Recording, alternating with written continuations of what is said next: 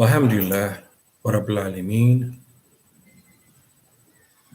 Akibatun lil Mustaqim. Allah fi kulli umri Abstain. Allah fi kulli umri MG. Inhu Rabbi الذي يحب المؤمن الذي يصلي وعبادته وصلواته من مخلصين محمدا هو سيدنا مؤمنا إنه كان رسول نبيا صلى الله تعالى عليه والسلام. السلام عليكم ورحمة الله وبركاته للإخوان والأخوات في دين والسلام على من تبع هدى للإخوان والأخوات في أفريقيا أوروبا وأمريكا وويست إنديز وكل مكان. أما بعد كلمات الله تعالى منا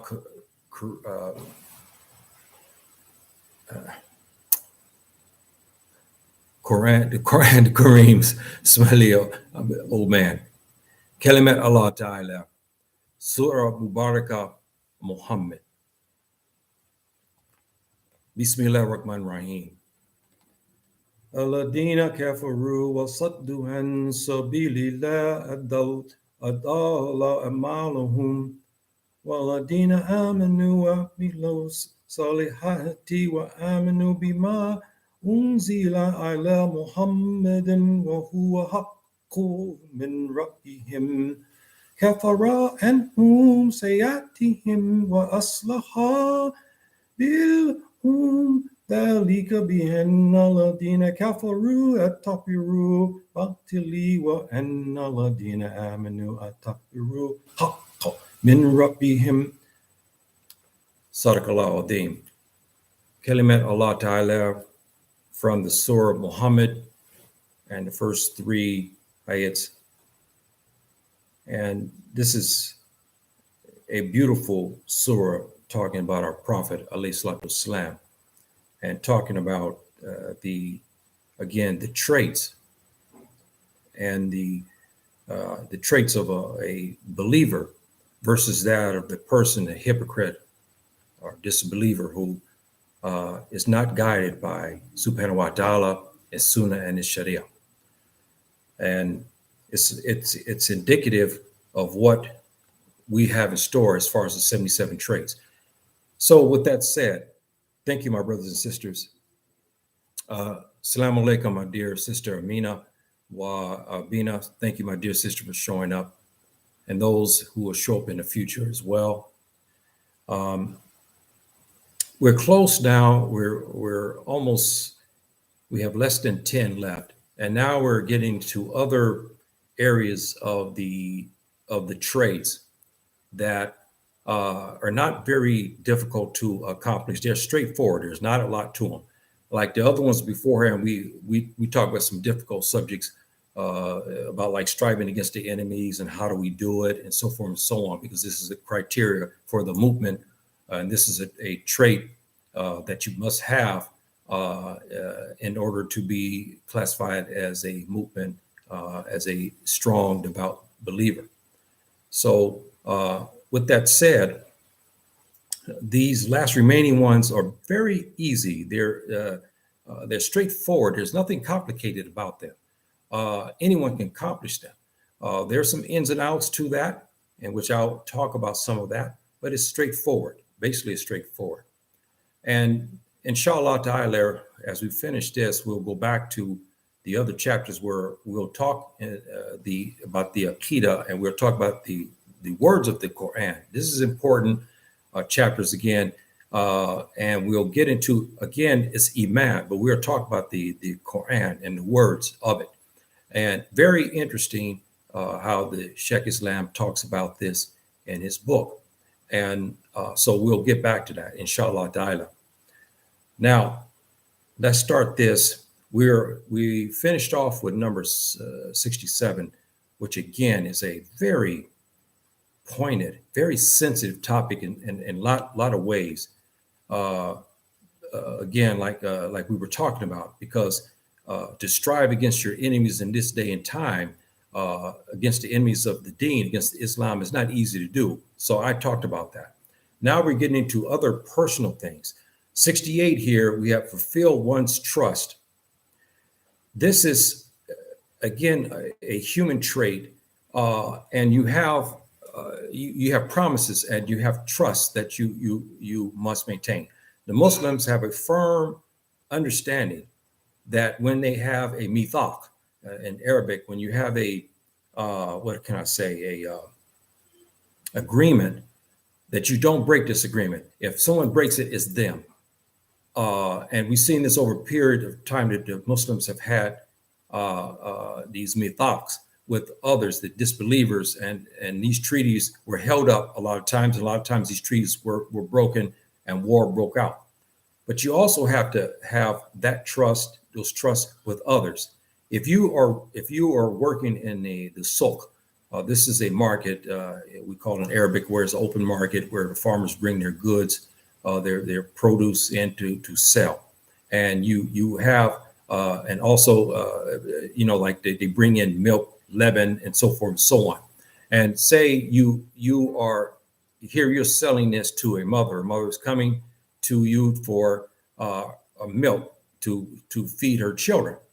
And you tell her that the lebanon that you have here is 100% pure, when in fact it's not.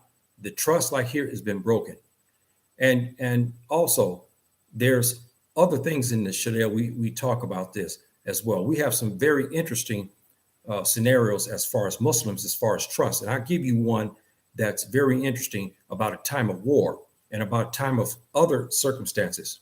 Say you have a combatant of Islam. He might have killed many of the mujahideen, might have killed many of them. But now he's something's come over him, and he wants now to come to talk about his wrongs, what he had done, and also repent. But not only that, but to come to talk to the commander of the Muslims, and maybe come to Islam. Now we can't touch him. When he gives that declaration to another Muslim who's standing over 100 feet from you, you see this enemy. He's killed many of us, maybe some, even your family members. You see him there. You want to go there and take his head, but you can't. Because once he comes to a Muslim and he says he wants safe passage to the commander, you must safeguard him. That's a trust that you have. You must safeguard him to the commander of the Muslims. This is something that's very interesting about the Muslims that many people don't know. And in history, we've seen this, where we've had incidents where right on the battlefield, I mean, the man is killing many Muslims. He's revving havoc. And suddenly something happens to him and he asks that he wants to come to Islam. Or he declares his Islam there right on the battlefield. You can't touch him. You must whisk him away from harm and bring him to the commander to be examined. This is our rules. So there's a trust of safety also in this trust. And this is important for us as Muslims that you see this. Now, we had the famous hadith where how we got into this situation where we had a famous mujahideen warrior, a Sahaba under the Prophet ﷺ. And during this war, we had a combatant know he's about ready to die. So before the sword could be lifted to take him out, he declared his shahadatain to come to Islam. But this particular Sahaba killed him anyway. When he reported it back to the Prophet ﷺ, he chastised him for it because he said, "Did you know what was in his heart?" And the Sahaba said he did this only to save himself. The Prophet got him again and said, "No. Once he makes this declaration like this, you do not have knowledge of what's in his heart. You must safeguard him." So we set a precedence at this time. And so we have that. And it goes all the way to people working inside a market, your trust. We have this, a builder, a man who's building modern time apartments. He has trust. When I give him $100,000, he's building my house. I'm entrusting him. He's given me his word, his trust He's saying, yes, I'm going to build this to the best of my ability, and this is what I'm going to do. Unfortunately, today, especially in the Muslim world, this is not being held up. We're finding our brothers are taking us to the cleaners in many Muslim states. And it's a shameful thing because they use the trust, and they even give the trust to you by giving words of subhanahu wa ta'ala. They use many things. Alhamdulillah, Allahu Akbar, and they'll exhibit this treachery, and then you give him the money and he builds you a crappy apartment. And we've had this happen many times, and it's a shame. This is one of the conditions of being a movement of faith. Someone having the devout faith is by fulfilling one's trust. If you come to me and I tell you that I'm going to do certain things, I do it, unless there's something I cannot. If something happens, I cannot do it. But you fulfill those trusts. If you have a friendship and those brothers trust you with their word, meaning they come to you in confidence and they come to you and say, look, this is happening with me. Can you help me? Yes. And then you turn back around and give it. And you give this information to other Muslims. This is wrong. As a matter of fact, we have some other things about this. We're not to take gossip like this and bring it to another Muslim. We have Islamic terms for this in Arabic, classical Arabic, for this type of treachery. When say Amina comes to me and she confides in me and she tells me something about, our sister Abina. She said, this is happening. So I run to Abina and tell my dear sister, hey, guess what Amina said? You see now, and then, something happens between the two. This is wrong. We cannot do this. When you are given this trust and you say you're going to trust that this person should trust, you should fulfill this trust. It's important, my brothers and sisters, very important. So this one here is a human nature, but the Muslims take it a step further, even on the battlefield. And even if there's something that's happening, and we have also something else. If their man is around the Kaaba, the Kaaba there in Saudi Arabia and Mecca, and even if this man has robbed and he begin to run towards the Kaaba and he reaches the Kaaba, you can't touch him. You can't touch him until he is examined. This is some of the rules we have. They're beautiful rules. And it is a form of safety and security and trust. The Muslims put high regard to that. Now, someone will come to say, well, I heard that the Muslims can lie to a disbeliever 1,000 times, and it's no problem. He can lie to a Hebrew or Jew or a Christian anytime he wants. That's not the case at all. This is allowed in certain circumstances, and we have some of this where you can twist some things, like especially in war. You can use deception in war. So, but everyday trust, you working, you especially in the marketplace. This is a big one, my brothers and sisters, because we have open markets and they're beautiful. They have all the smells of everything. You can smell fish. There's vegetables. There's incense. There's different things in the marketplace. You have a hub of people there, and you gravitate to those that you can trust, and there's some that you cannot. This is why this trust is so important. And like we have a man that we've been buying fish for many years since I've been here. I mean, ever since I've been here, almost 16 years, about 16 years, I've been buying fish from the same man, because I know when I get fish from him, I know that he's giving me something good. He's giving me something fresh from the ocean. He's not giving me something that's been sent, it's been held back for 2 or 3 or 4 days.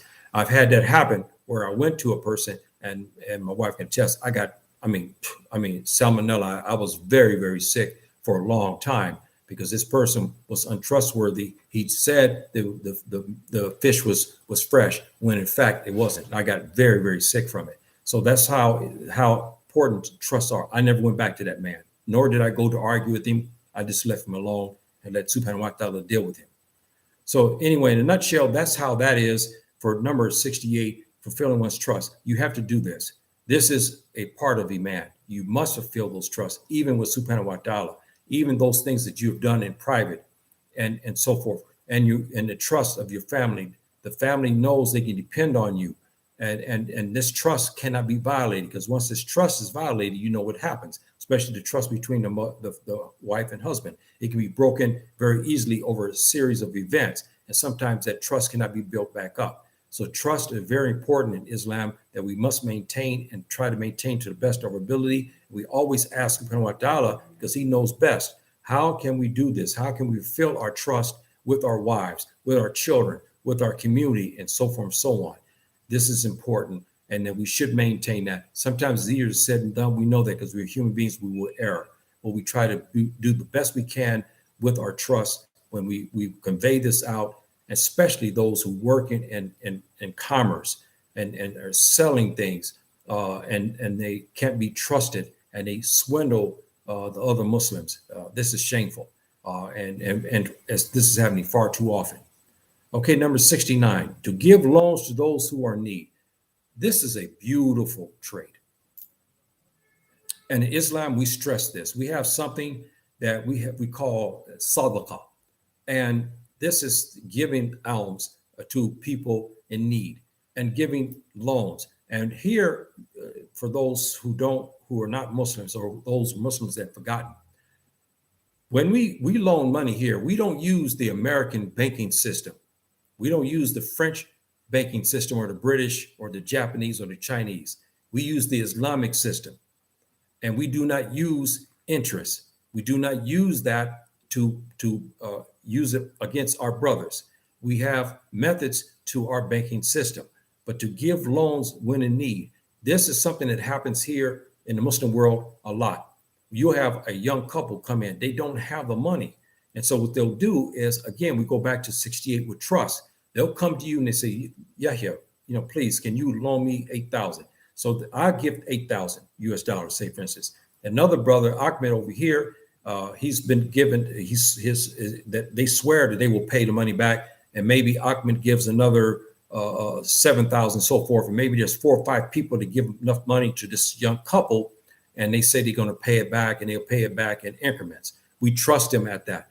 So we have this, and we don't charge interest. We do not do that. We don't go to them and say, look, hey, you told me, December 1st, I'll get my first payment, so I'm going to have to charge you 6%. No, we don't do that. And matter of fact, Islam, interest is a deadly sin. It can send you to the fire big time and get you in jail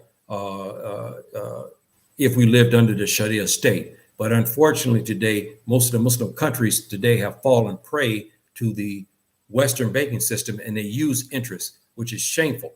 But they have used that, and you see many of them not solvent for obvious reasons. But here we go back to what I was telling you last week, I think it was, about Devon Bank in Chicago, and there's some other Islamic banks in the United States. They don't use the interest-based system, and they're up hovering between 100 to 200% in solvency. How can it be when you have Bank of America, Chase Bank, and all them who are struggling? These guys have been, and they've been trying to go after the American government because they don't like it. They don't want to promote the Islamic system. Well, how is this bank so solvent when you have these other banks based upon interest as not solvent? Something to think about, isn't it? So to give loans to those who are in need, especially today, you can actually get a lot of ajr, a lot of points with subhanahu wa ta'ala, because people have lost their jobs. They have suffered from the virus. Maybe they've lost their husband, who's the breadwinner for the family. And now this wife she's got 3 children, small children. She can't work at times. Maybe she have one suckling child, so she can't work now. And maybe she comes to me and she says, Yahya, please, can you do this? Can you do that? The loans could be in other variety of ways. And one of the ways I like to do it, and I don't like to really discuss some of the things I try to do because I lose maybe the azure, but I'm trying to make a point. Some of the people, you can't give them money straight out because you're not sure if they're going to spend it on what they've said, because we know what happens with money and the devil. They're like a cousin. And so when people get money, they have a tendency to begin to act strange with it. Okay. So some of the people, you can give loans to. Others, what you do is you give them increments of food, which I love to do. And so I'll send them the food, and it'll be $200, $300, $400 here or something like that. And I try to give the food so the family can be fed. And I may give a little bit of money so they can pay a couple of bills, something like that. But you get your ajr for it as long as your intention is pure. And I've talked about this before. What gets a lot of the Muslims is they'll do this. Like in my situation, there's many, I would say that, that I've assisted. Okay, I'll just say it like that. But I don't go to talk about it because I lose the azure, because I want to keep my intention pure. So when I help, I want the help coming from my heart, vis-a-vis Allah Ta'ala. So when I give them the milk and the bread and the cheese, I want it to be pure. I want to get the azure for it. What happens sometimes is people will say, you know what, I'm going to start telling people what I am, how good I am. So they go out and say, you know what, this lady over here, Amina, and there's a Bean over here, I've been giving them food every 2 weeks. You just lost the azure for that. Your niyya was not right. In Islam, we're supposed to keep that under wraps. We're not supposed to discuss that unless we have no other choice but to discuss it. But we try to keep that in secret and keep it between that family, you and Subhanahu wa ta'ala. This is important. This is how our sunnah runs. So the loans are given, and we give those loans, and those who are in need, we have to determine. Now let's look at something. I have to say it this way. You have a family, okay, and say you have blood relatives who are not Muslims, and say they may be in a dire need as well. They don't fight you for your face, but they may have dire need. Then you have a Muslim family who are not, quote unquote, your blood. Who do you have to give the alms first? To the Muslims, even though this is your blood over here. Now, we're not talking about certain circumstances. I'm talking about if this Muslim family is doing okay, they can wait, and you have somebody in your family, okay, blood relative, that's really in bad shape. Perhaps they have no food at all, and you verify this instance. You don't sit there and say, since my sister and my brother over here, they're and my son are not Muslims, I'll leave them to the devil. No, you can't do that. If you have the means, you support them at the time. But there is an equal situation where both are not doing well, and you can balance it out. But you have to give to the Muslims first, because why? Muslim, aku Muslim. That supersedes bloodlines. And I want you to kind of understand that, because we have passages inside the Quran where Subhanahu wa ta'ala talks about issues about family and what the temptations from family and so forth and so on. So we have to be careful in that regard. And so me as a Muslim, I have to look, especially in this time, because we have major crisis. And I look at these, and I have to weigh. I say, okay, I got maybe I can spend $3,000 US. I'm just saying, for instance, and I can use that for charity. And so what did I do? I have to go find those who actually are in need. And I can verify that they are in need and do that first. But say if I get a call, maybe I got $1,000 left. And say I get a call from Los Angeles, California, where my family's living. And say I hear something that's happened, a big tragedy. And I have another family over here. They're in bad shape. But in the sense, I have to weigh which one. Okay, so I send money to, say, my sister, because she had a bad accident and something happened and so forth and so on. She's got kids at the house, and there's no money. The kids can't go out to get something to eat. And I may have to have somebody, my son, to go and do certain things. I may send money in order to help them put food on the table, because those children have to be fed, because they can't fend for themselves. We know that. So I gave you some examples how that go. So we have, in Islam, we must give to those in need. Now, we have rules about the beggars on the street. See, this is an issue because we found that some of the beggars make more money than you and me combined. And they appear on the corners and places in front of even masjids, and they'll look, destitute big time, but they living better than you and me. We found this to be the case as well. So you got to be very careful when you give to these people. You find out that these people, and this would hurt me when I first got here. I saw this lady. I saw, oh man, I can't believe it. Then when I learned this woman is making a lot of money and living very well, I said, why she's out here begging like this? That's treachery. But just to make a point, you got to be very careful who you give the money to, and you're supposed to give it to those in need. Okay, number 70. To see the needs of one's neighbor. Remember, I've been harping about this the last couple of weeks. You have a neighbor, and he's a Hebrew, and the other neighbor on the side over here, maybe he's atheist. And say in these times here, they hate you. You're a black man. They don't like you. They don't like you because you're black and you're Muslim. They don't like your wife either. They don't care for your kids either. Even though the kids cross that, they don't care. They play, you know, especially small kids, they don't have those animosities. So they play. But the grown-ups, they don't like us and we don't like them. But you see, the virus has made a devastating impact on many families. Their son comes over and talks to my son and say, you know, when my son asked them, hey, you know, how you, oh, we have nothing to eat. You hear this. You hear this. You hear this assessment coming from a small boy, because you know, children won't lie about things like this. We have nothing to eat. You as a Muslim, you should go to your neighbor. I don't care if he's atheist. I don't care if he's a Buddhist or if he's a Hindu or he's Juju or Obia or any other type of religion that's not a Muslim, and you know he's in dire need. You go there to assist them. You go to assist them. You take care of the needs. Example also, say if you know that some crisis has happened with this one family next door to you, and they come to you and say, hey, yeah, please, can you watch my house for me? Can you make sure that my door's locked? Can you watch out for me? So forth. You tend to his needs. If you can, you do the best you can. Yes, I will look over the house. I'll make sure that everything stays locked up. I will check and I will guard the house as well. This is a good Muslim who does this. And you should feel that. You can't go and pick and choose. I don't care if this man's an atheist. Now, look, we have conditions. We know that. We have some neighbors that just have transgressed. They've called the police on you. They've threatened you if you ever step on their yard. Now you have maybe an alibi. You may be very hesitant to do anything because this person has been so volatile towards you. He may even try to shoot you or call the police on you again. That situation there, you have to pray to Subhanahu wa Ta'ala and you get guidance from him to ask him for his advice. What do I do about my neighbor over here? I know that they're struggling, but if I go over there, he may shoot me or he may do this. You may get your reprieve. So, you know, we have those circumstances too. You have to weigh each situation as you can.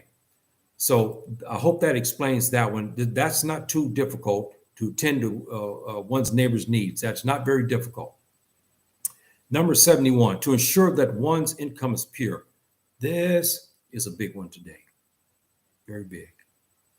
Because we in Islam, you can't take money that's outside of the Sharia and use it and expect to get a ajr for it, reward for it. You cannot.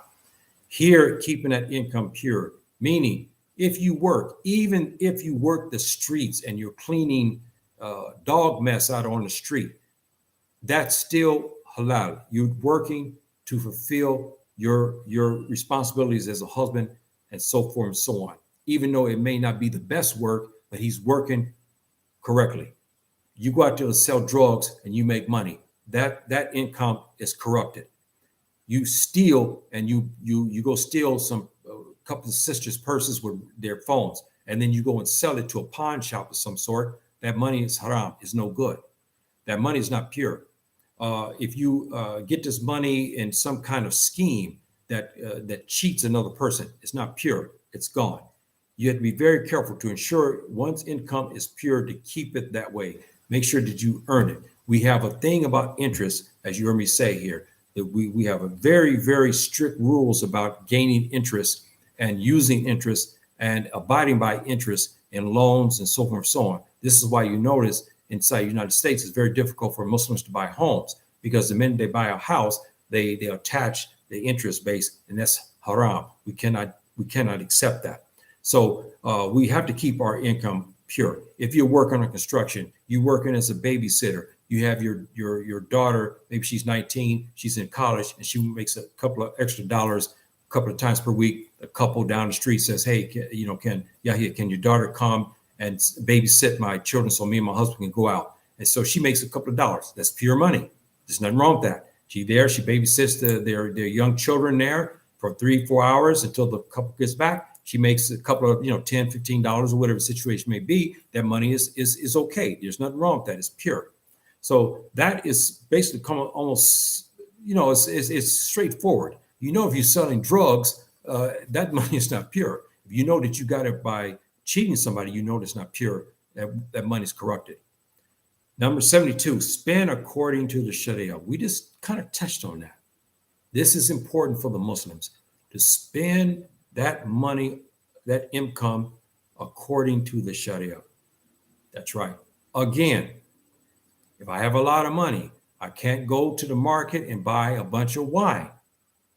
That's outside of the Sharia. I can't go buy cigarettes. I can't go buy marijuana or hashish. Can I do it? I cannot go spend this money in debauchery, if you know what I mean. So you must take care and spend this money accordingly. Now, where we get in trouble, especially inside the house, and I'll give you an example here, a short one. You have to spend. The husband is required to spend on his family. I don't care if your wife is working. If you gave permission, your wife said, I want to go out. The kids now a little older. I want to get out and I want to make some money. I want to send my money to my mom and dad. Okay, and you give permission. You say, yeah, no problem, sweetheart. You go ahead and do it. She goes to work at McDonald's. I'd say, for instance, that money is all hers. You can't claim it because in Islam, the man is responsible for the welfare of his wife and family. And so that is a right that she have over you, that you provide food, clothing, and so forth, and maintenance for your wife. So irrespective, even if she makes as much as money as you do, or if she make more money than you can't touch it. Now, if she wants to give out of her heart, and this happens where they want to go buy a house, but he may not have enough money, but his wife has some money over here. She gives. She doesn't have to. It's not her responsibility, but out of her heart, she says, you know what? I'm going to give you, I have 30,000 over here. We'll use that also for down payment on our new home. And many women do this. There's nothing wrong with that. That's a beautiful compromise and cooperation between husband and wife. But in reality, the man is responsible for the maintenance of the family. So he spends. Now we have the other scenario. We have brothers, and we have this everywhere. Here, I don't care where you're in 57 states, you have this, and it's around the world generally. You have a husband who has money, but he doesn't spend. I mean, I'm talking about, where the kids, the wife and everything are almost living in another world, so to speak, when he uses his money to go out to do things with it, to go to the coffee shop and buy coffee rounds for a whole bunch of his buddies. We have that. We see that. And when the wife come in and said, look, we need bread, we need potatoes, we need onions, we need this and that. Your son needs shoes. You balk it off and say, well, you go spend your money on them. We have this happening too much in the Muslim world. It's forbidden. Under the Sharia, you must take care of your son. He's your son. Your son needs shoes. You go do that. You don't go to the coffee shop. Now, I'm not saying all that is haram, but you make a habit of that, it's wrong. The brothers call you there and say, hey, man, we want to go and eat some pastries and drink coffee. And you do this once a month. The brothers want to get together and do that. But first, you should also, now you can come and go as you please, but you should talk to your wife. You should let her know, say, look, I'm going to, the brother's going to meet over here. I'm going to go there for 1 or 2 hours. But if you don't have enough money, that money that you're spending over there on coffee rounds over there at the coffee shop, and when you need something here and your wife says, look, we don't have any more bread. We need diapers. We need this and that. You can't throw that aside and then go over there and pay for 5 or 6 guys so they can drink coffee and donuts so they can say you're a good man. You must provide for your family. That is the Sharia. You must provide, because I'm going to tell you what can happen if we lived in a Sharia state. I continue to do this. My wife has all right in the world to leave the house and go to the Hezbollah and say, look, I can't stand this no more. My husband is going to the coffee shop. He's not spending on me. The Hezbollah police come and do an investigation. If they find out this is the case, they can bring me before the judge and he can ask me to see what I'm doing, why I'm doing this. And the wife has a right for that. If he continues to do this, he says he will not change. The judge can give the wife the right to divorce. Maybe she may not. She may say, maybe I can get him to calm down, or maybe she can show a little bit more patience and stay with him longer since they have children. Because once you break up, you know how that is. It's very difficult, especially if you have a house and everything, and the kids love their parents dearly. And when you kind of disrupt that, we know what happens when in a marriage, the children are the ones that suffer the most. So they have to weigh those issues. But on the same token, we have this happening, my brothers and sisters, too much today. The brothers, they have money and stuff like that. So they go and they spend it a lot on the other brothers at coffee places and other places like this. Suddenly the wife comes and say, hey, I forgot, we need this. You know what? I need underwear and your personal things for me. Monthly cycle. I have this going on, and I need another. Probably, can you give me $50 so I can go do this? And you tell her no, because that $50 that you want to spend is good. You want to do it for the coffee and the brothers over there. That's not spending according to the Sharia. You were wrong.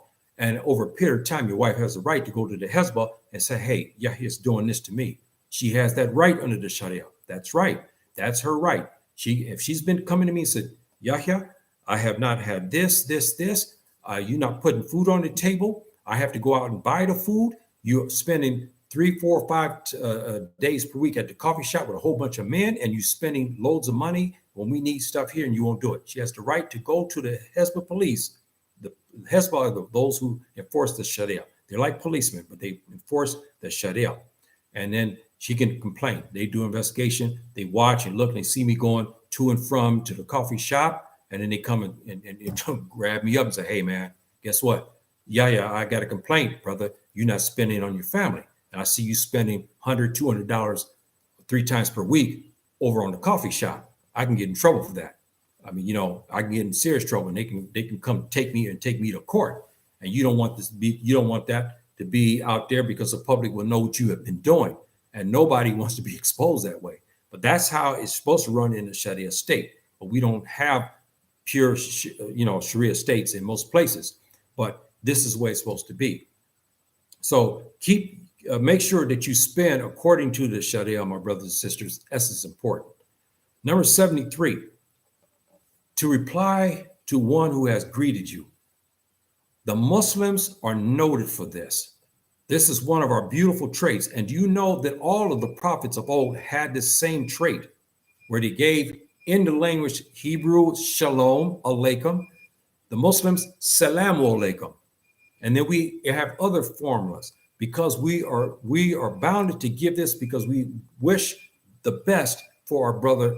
And when we give him salam, we're required to give him salam if he returns to us. And we have rules to that. If we have a young man and we have an older man like me, and I come walking down and stuff like that, he should be greeting me first out of respect. I should not be going to bow to him. He should be, out of respect, coming to greet me first. We have rules in Islam for this.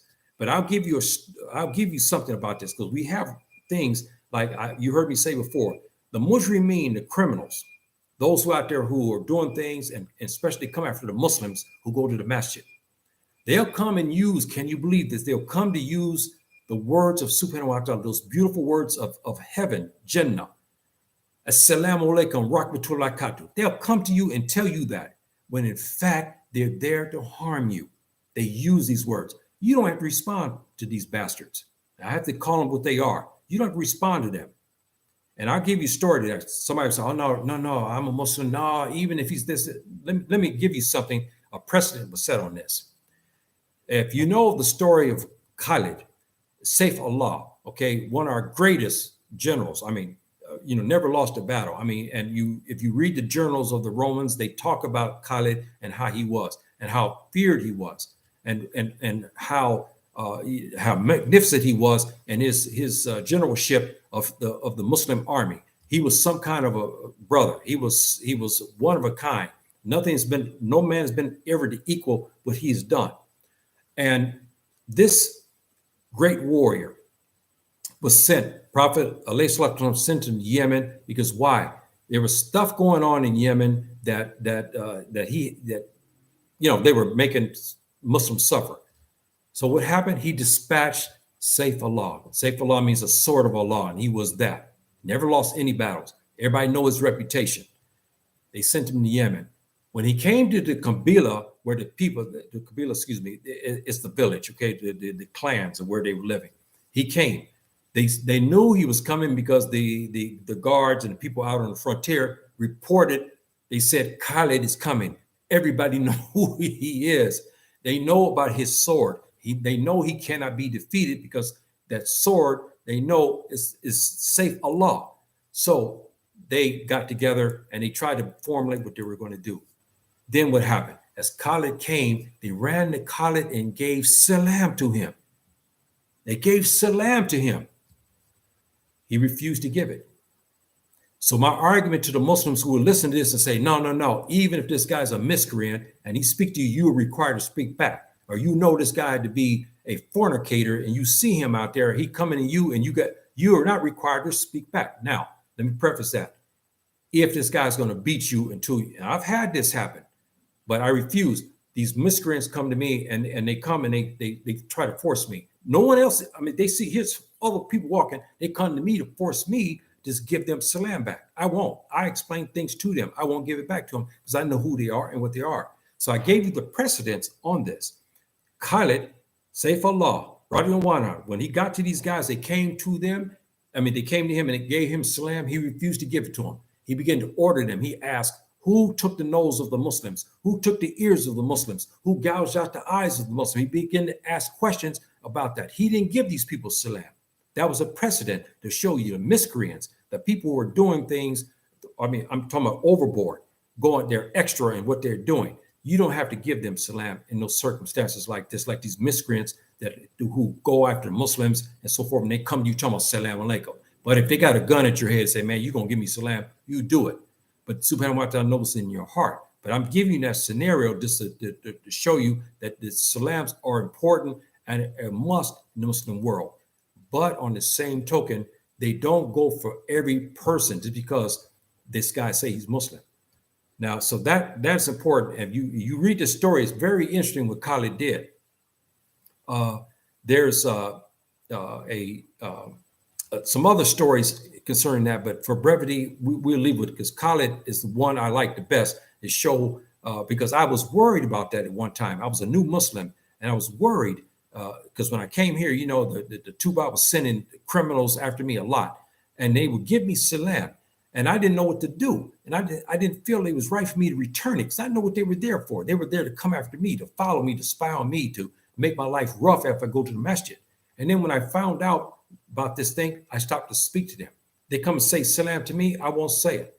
Now, I'll say this and I'll stop on this. Now, there's another precedence to this too, that you don't have to give salam alaikum. You don't have to give them peace unto you. You don't have to give them this. And prime example is the same person, Khalid, Saif Allah, before he became a Muslim, he was a feared warrior. When the Muslims had the treaty, mithaq, remember that word I used again, mithaq, with the Quraysh, with the enemies. They had a 10-year mithaq, there would be no war and, you know, and so forth and so on. They were coming to make Hajj, just to make their, you know, rounds around the Kaaba and so forth. Now, they stopped them.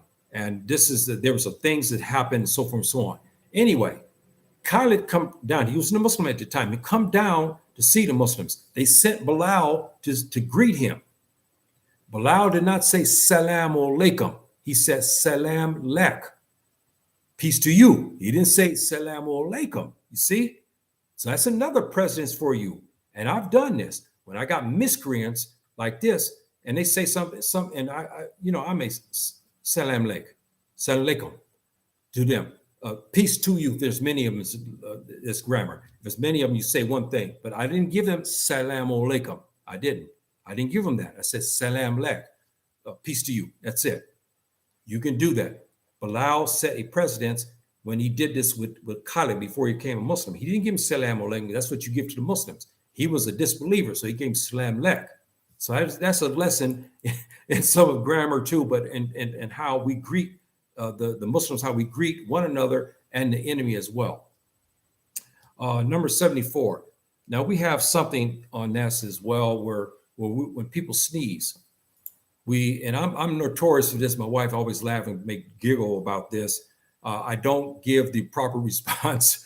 Sometimes I forget, and this is one of the requirements that we have to give a response to our brother. And there's a formula that we use when you hear him sneeze. You must give him, and he must reply back to you as well. And sometimes you cannot, because you know when you get one of those really hard sneeze where your head is spinning, it's kind of hard sometimes to return it. But as a general rule, we have a formula. We're supposed to give a certain phrase to this person who sneezes, and they're supposed to respond back. So that's a simple one. this is something that most people do. But again, in certain circumstances, you don't do it. And there's a lot of, and I won't get into that, but there's a lot of different circumstances where you may not want to. And me, again, the miscreants, I know they're miscreants, and they may sneeze. I don't give them nothing. I just ignore them. I won't give them any Islamic response at all to them. So I wanted to show, again, the difference.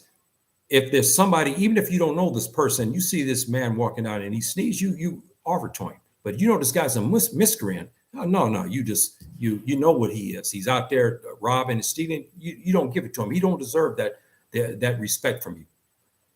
Okay, number 75, not to cause harm to anyone unjustly. This is a big one. Not to harm people unjustly.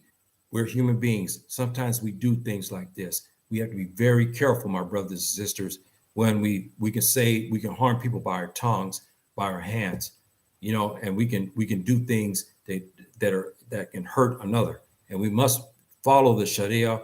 And when we have our situations with Muslims and non-Muslims alike, we have rules to that. We cannot harm anyone unjustly. It says anyone, not only the Muslims, but the disbelievers as well. This is where, remember, you'll see MSNBC, they'll give a roundabout thing talking about the Muslims can kill a Hebrew anytime he wants. That's not the case. He can go beat him anytime he wants. He cannot. That's not, there's nothing in the Sharia that says that. It's the exact opposite of that. You hear what it says here, not to cause harm to anyone unjustly. Even if this guy's a fire worshiper, you can't go harm him unjustly. You cannot. This is not what the Muslims are supposed to do. You cannot do this. You can't go to rob and steal from him because he's a fire worshiper. It's against the Sharia. You can't.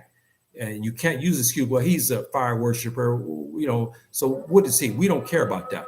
And you steal from him. You can't. You hear it, Dan, it's close to Maghrib, Salat to Maghrib. We're almost finished here, my brothers and sisters. So we've covered this part about unjustly. That's self-explanatory. It's very easy. Now, 76, to abstain from games and amusements that are contrary to the Sharia. This is a big one because of modern times. Now, we can't go to strip joints, men and women both, sisters and brothers. You can't go to strip joints. You can't go to bars, maybe even nightclubs. We're prohibited from doing that where they're playing a lot of music and women or men are mixing and stuff goes on. It's prohibited. You cannot do this under the Sharia. You cannot. Even when you have marriages, we have our rules of marriage. The women are supposed to be in a separate area from the men. We have that for obvious reason. We have to be very careful when we begin to mix because men are attracted to women. I don't care. And during especially times of weddings, the women are decorated in their best clothing and many of them look like princesses. You are a man. I don't care who you are. You go inside and here's a marriage ceremony going on, and here's this beautiful woman, all made up in her beautiful caftans and so forth and so on. You're a man. That's going to affect you. We keep that separate. The men have their place over here where they talk among themselves, and the sisters have their place over here where they talk among themselves. That's where it should be, to keep it pure and keep the marriage the way it's supposed to be. That's how we do as Muslims. We're not supposed to mix. But unfortunately, in modern times, we do have mixing and things be happening because, people get the mixing and talking and stuff, and you start seeing brothers go there touching the hands of certain sisters who are very beautiful, and it's wrong. We're not supposed to do that. So we must refuse that. Now, there's rules about television, and that's hard, even for me. We have rules about looking at certain things on television. In modern times, it's very difficult. We use the TV for entertainment, but we have rules, and there's strict rules about that. But most of us violate that, but not in a sense that you look at the news, you want to find what's going on in your country, and so forth and so on. But we have certain rules about looking at movies and looking at music videos, and so we have rules about that. And so it's sometimes it may be hard to adhere to that, especially if you're an American, like me, born and raised, raised on, our music, black music, soul music and R&B and so forth and so on. Not that gangster rap stuff, but I'm talking about the R&B, and slow jams and all that kind of stuff I was raised on as a young man. And it's hard because you remember the songs when you were a child, especially when I was in Compton, and you will hear this song and it bring back memories. We say that we are not supposed to do that because it takes you away from subhanahu wa ta'ala. So we have issues about that. But anyway, that's self-explanatory. Again, to abstain from games and amusements that are contrary to the Sharia. Gambling, forbidden. You can't go even if you think you can win. We're not to go to gambling parlors to gamble. That is not, we can't do this. It's wrong. So we have to stay away from that. Now, the last one, the seventh trait that you must acquire is to remove pebbles, stones, thorns, sticks, etc. from the road. This is important, my brothers and sisters. When I go to masjid, a lot of times in the morning, I'll see, unfortunately, now I'll see wine bottles or beer bottle. And we should not have this, but I'm not going to say much more about that. But you'll see bottles thrown out there in the road. And so you look left and right, you take that bottle so it doesn't harm somebody's car, because it could. Or that man can run over a glass and the glass could shoot out like as a projectile and it could hit somebody. So you remove it so it doesn't harm anybody. This is what we're supposed to do. Or you'll see a big box, especially at nighttime in Fajr prayer in particular. It's dark, and even though it's lights, but there's some parts that's very dark. And somebody may be going down the street, they may not see that box until the last minute. They can wreck their car. They can take out their light or do something, or he can have a crash. You see it and may try to swerve at the last minute. You see that box there, it can be harmful. You are required to move it as a Muslim. This is the requirement we have here to remove pebbles, stones, thorns, sticks from the road. You see glass, you do the best you can. Now, glass can cut you. No one's expecting you to come to clean up with your hands. You don't have a broom with you. You shouldn't carry a broom everywhere you go. But you try to do the best you can to move some of it out. If it's off to the side, that's okay. But if it's in the middle of the street, if you can't do it, you try to do the best you can. If you can, if there's no traffic, you try to do the best you can to remove some of that so it doesn't harm somebody's car, or it's, spits out like a projectile and it hurts somebody, because it happens.